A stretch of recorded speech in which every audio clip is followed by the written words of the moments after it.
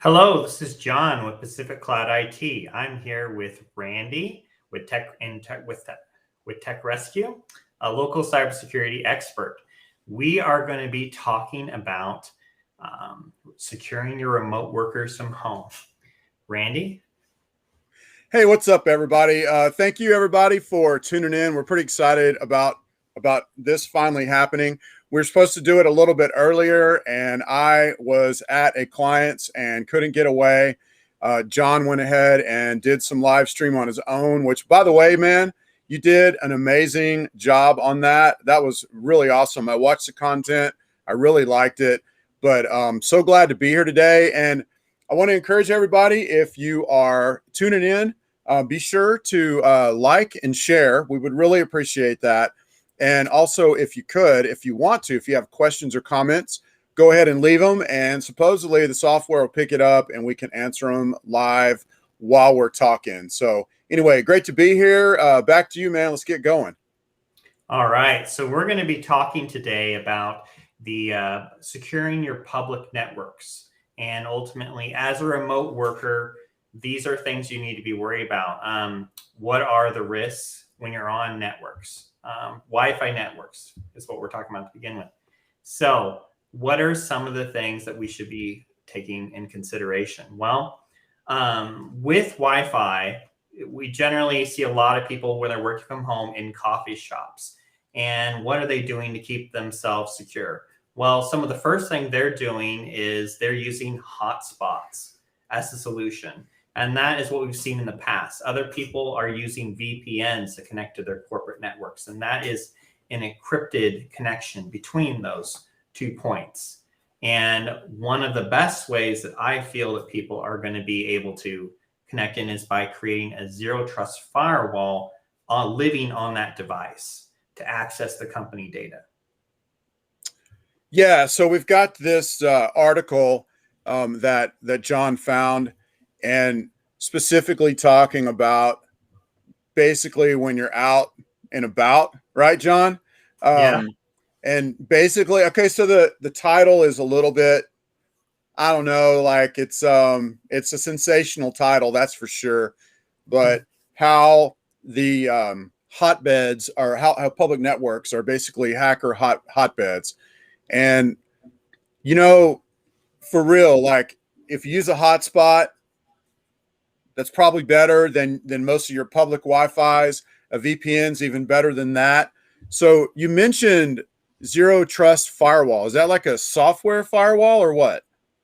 Yes. So with zero trust firewalls, it's instead of having a giant corporate firewall inside of your basically office or corporate office, if people are working from home, they don't have that. So there's actual firewall that actually lives on people's devices or endpoints to keep them secure. It's basically firewall as a service. That's pretty awesome. So basically it would work the same way as a regular firewall, but it's software on their computer, like blocking traffic, only allowing certain connections. I think you mentioned zero trust. Like, what are you trusting or not trusting on that? So with zero trust, you're ultimately not wanting to have anything connect to your machine except things that are specifically allowed by your corporation or IT provider. And then everything else just basically falls into the bit bucket, if you will. Yep. So that could be anything from printers to other people trying to connect to your machine, local area network. It could just be even your kids' computers can't connect to you, if you're working from home. So complete security and isolation from all other machines, except the ones that are specifically allowed. Yeah, I would definitely say in the current environment where cybercrime is shooting way up exponentially, it appears. I would say that this third choice of a zero trust firewall is, I wouldn't even consider it like a choice. It's almost like mandatory if you're really going to be serious about being secure. Wouldn't you say?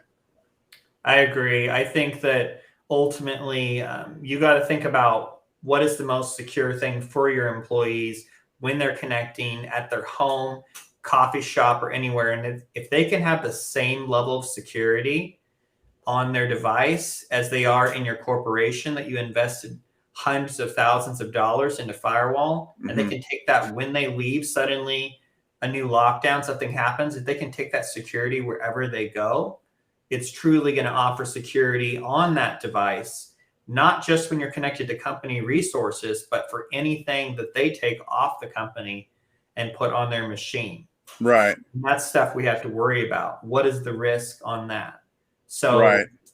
These advanced firewalls help mitigate that risk. And we are living in a risk-based world right now, and we need to start mitigating some of that.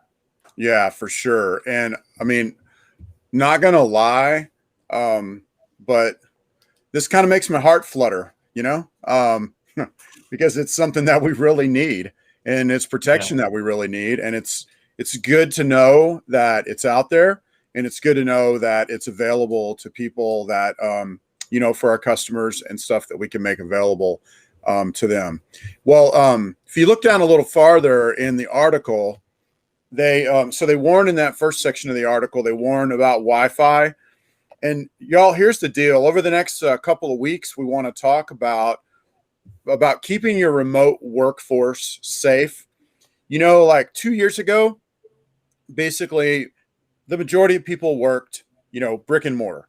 And then the lockdowns happened, and even companies that have been brick and mortar forever had to all of a sudden learn how to have remote workers, workers working from home, maybe working, who knows where, but not everybody was behind brick and mortar, like John was mentioning.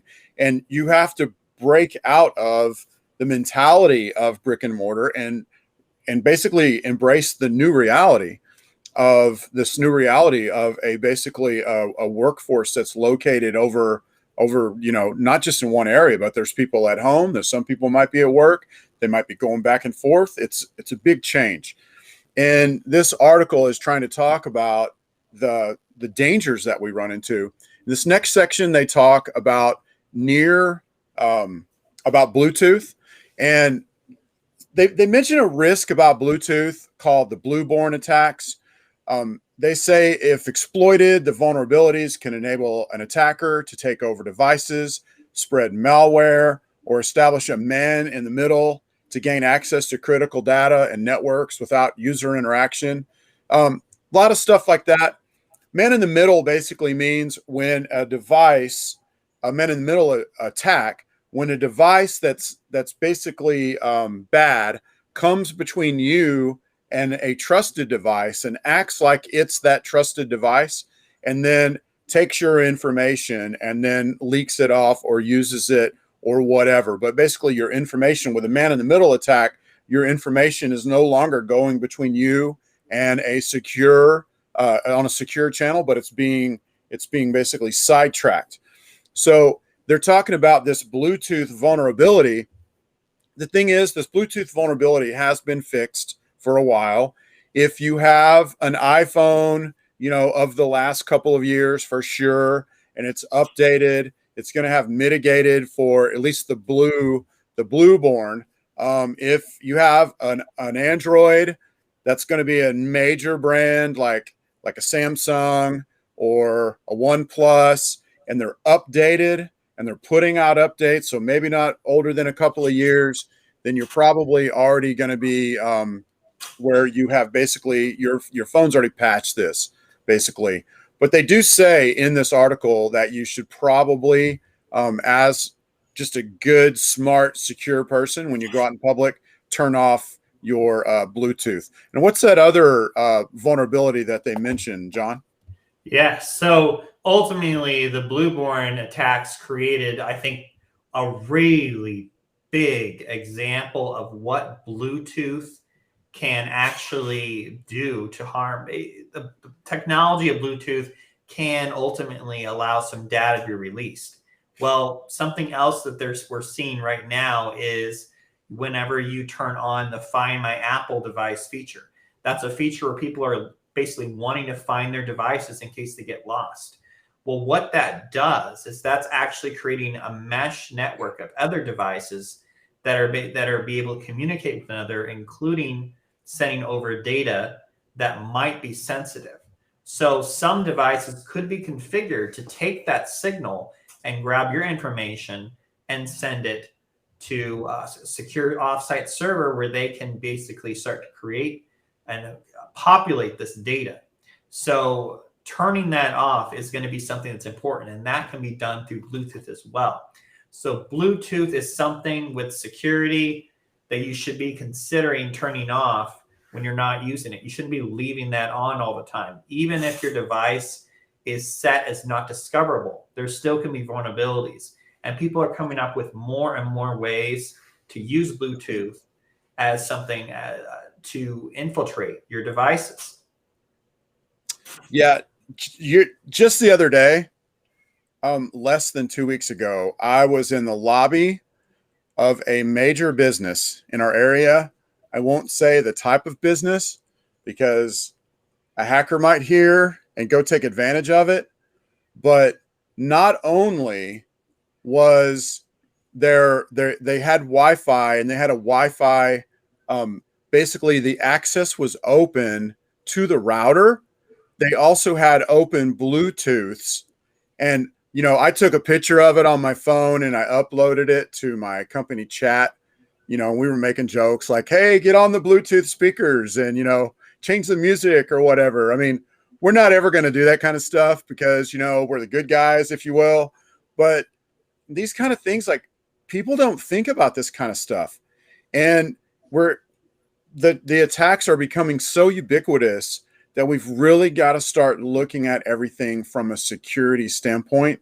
And I know the very, very first time I saw this feature on there's something similar on a MacBook, like I turned it off. Like, I don't want people that are random, like, trying to send me stuff and being able to even actually try to send me stuff. I don't want that connection with someone that I don't know or that I don't trust. So this next section, they get into NFC, and they call it worrisome NFC.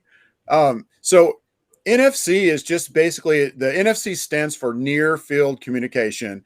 It's something similar to Bluetooth, except that it's probably even, has less range or whatever. But it basically allows devices to connect with each other.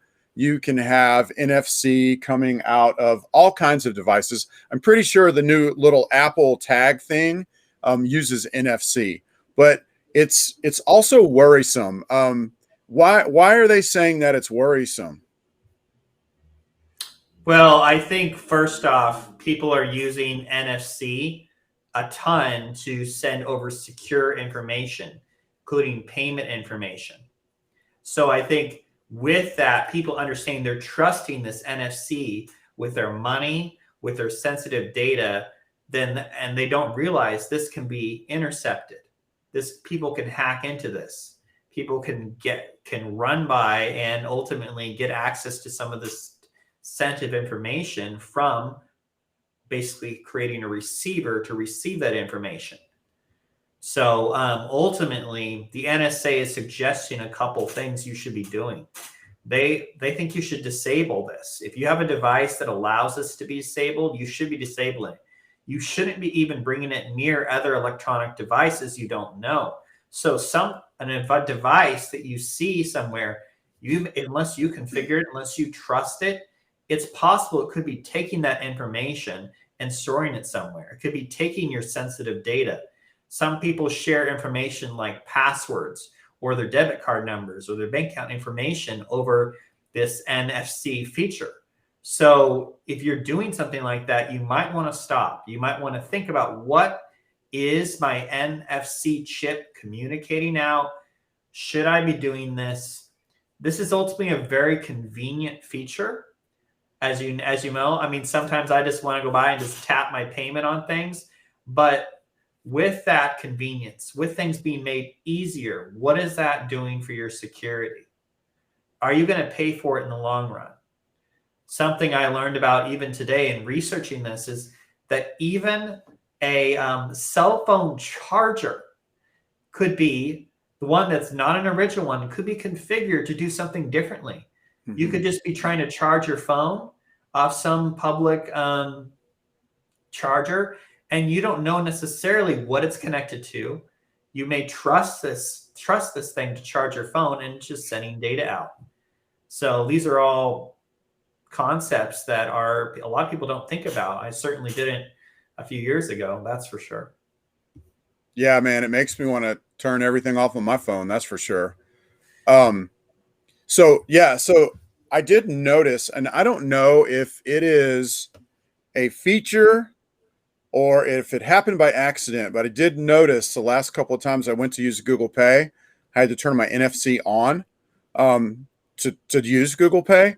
So if that's not a feature that they have already, then they need to probably roll it out pretty soon, it sounds like. I wonder how they're going to handle like the Apple Watches, the OnePlus watches, Samsung watches, all of those work with Bluetooth. I wonder how they're going to handle, if you're going to turn your Bluetooth off, then you're going to get weird messages on your watch.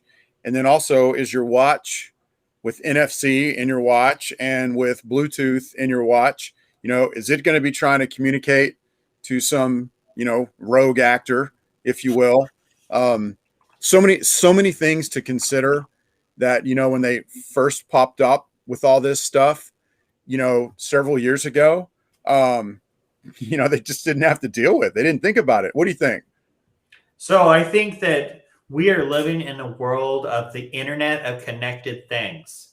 And with that IoT, we have a whole new layer of security concerns that are happening because of that. Everything is getting connected. I mean, your toaster might be on the Wi-Fi. What is the security behind that?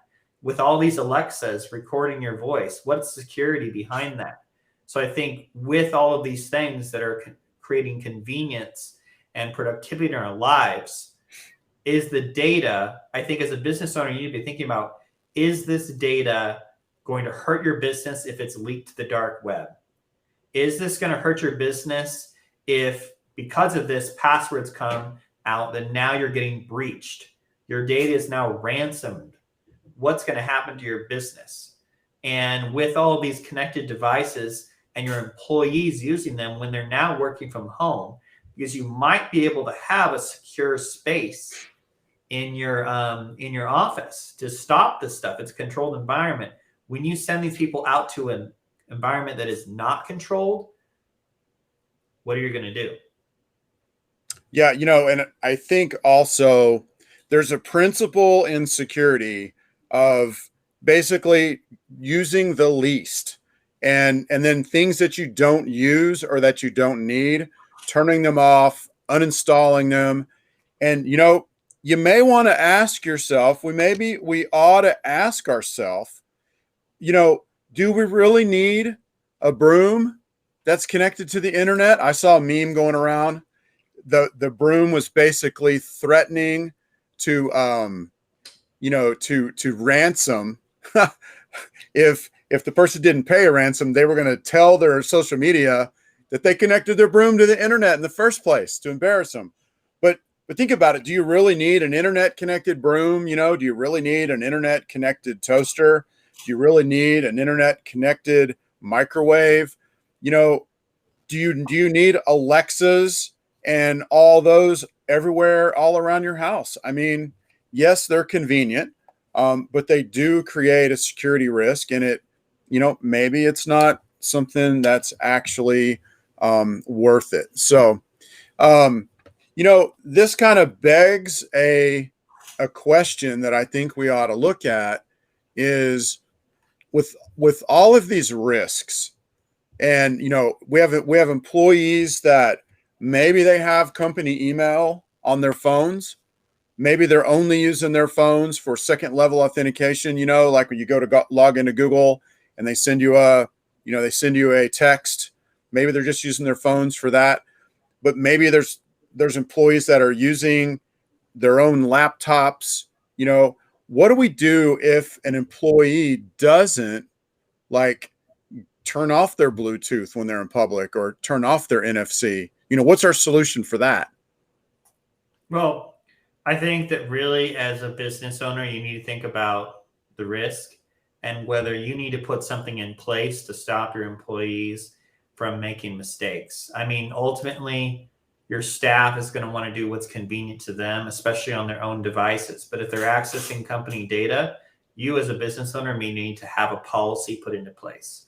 Bring your own device policies are becoming more of a standard, and mobile device management, management of their computers, management of their phones. If it's a company phone, it should be required. If it's their device, there should be a way for you to manage their access to the company data.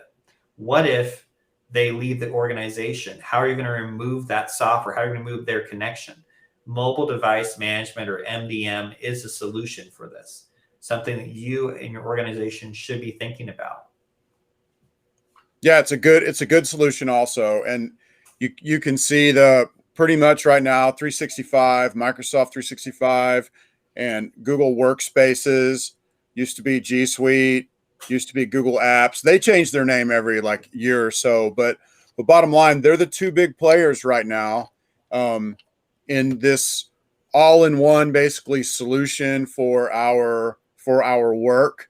And you can see them coming along with this, with exactly what you're talking about. You know, your data needs to be kept within your company. And even if you have like this little sliver of your data that you allow onto an employee's device, it needs to stay on that employee's device. And then, you know, if they leave the company, you need to be able to pull it back off of the employee's device. That doesn't really answer the question, though, of what if that device gets breached, you know? And I personally believe that your bring your own device, BYOD policies, they ought to include like a minimum stack of software, of security software that has to be on each device. And then they ought to have like a minimum, like, you can't use phones that are older than 2 years old. You know, they have to be Samsung, Apple, you know what I mean? Like limiting those down where you're less likely to have, you know, a breach. You know, if you're using an Android phone from 10 years ago, you know, I won't say any names, but like a company name that's kind of sketchy when you even hear it and it's not updated. And that thing's a security risk, you know, big time. So what are your thoughts on that? Yeah, I mean, I encourage business owners to have up-to-date hardware, making sure they're working on a 3 or a 5-year replacement plan. Some of these security risks are basically going to be prevalent on old hardware. As hardware goes, I mean, people may not realize it's not just your operating system that needs to be updated. Your hardware can play a role in security as well. For phones, a lot of times they don't even allow you to have security, up-to-date security, until you start buying the newer phones. So having your employees using older phones, these are just some of the things you should, or computers, these are some things you should be addressing in your bring your own device policy. Security stack, all of that is have a minimum standard for your organization to make sure your security is of utmost priority, so that your data does not get leaked or ransomware or sold on the dark web or any of that. Yeah, good points. So I think we're going to probably wrap it up at this point. And I really appreciate everybody tuning in, and good discussion today. John, do you have any famous last words for us today? Well, I want you guys to know that we're going to be doing this next week. We're going to be going a little bit more into the zero trust environment and discussing what that means. The President of the United States is mandating this to businesses that do business with the government. So we're going to discuss that and how that's possibly going to be applying to your small business soon as well. Yeah, awesome. Well, that's next Tuesday. We're planning on looking into that. We'll do a little deep dive there, and we'll try to keep it at a level where if you're a business owner, it will make sense. And if you guys have questions, you know, you'll be able to ask them. And also on any of this stuff today, if you're watching this live stream, if you watched this far, first off, we really, really appreciate that. But also, if you have any comments or questions, be sure to put them wherever you see this. We're streaming to about 6 or 8 different platforms right now. So wherever it is that you see this, be sure to like it, leave a comment. If you have a question, we'll try to answer those questions and maybe even answer them live on our next live next week, right? Yes, absolutely. All right, everybody. Well, we're going to sign off for now. Thanks so much for tuning in, and we will see y'all next week.